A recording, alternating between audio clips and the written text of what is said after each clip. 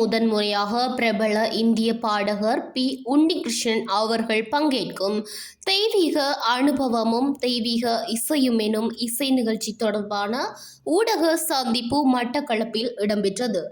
மட்டக்களப்பு பிரம்மகுமாரிகள் ராஜயோக நிலையத்தில் கடந்த 8ஆம் தேதி இடம்பெற்ற குறித்த ஊடக சந்திப்பில் பிரம்மகுமாரிகள் ராஜயோக நிலையத்தின் பிரதான இணைப்பாளர் சகோதரர் வி.கே. சுரேந்திரன் கலந்து கொண்டு ஊடக சந்திப்பினை நடாத்தியிருந்தார்.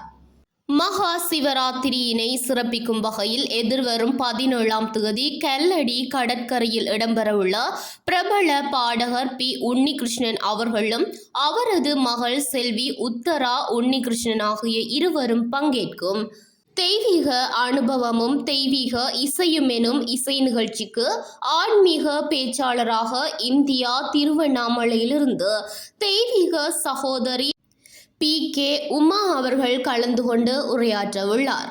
அத்தோடு எதிர்வரும் 14, 15 மற்றும் 16ஆம் தேதிகளில் கல்லடி கடற்கரையில் 12 ஜோதிலிங்க தரிசன கண்காட்சி இடம்பெற்று அதனைத் தொடர்ந்து எதிர்வரும் 17ஆம் தேதி பிற்பகல் 6:30 மணி தொடக்கம் பிற்பகல் 10:30 மணி வரைக்கும் இந்திய பிரபல பாடகர் பி உன்னிகிருஷ்ணன் அவர்களும் அவரது மகளும் பங்கேற்க உள்ளதாக தெரிவித்தார்.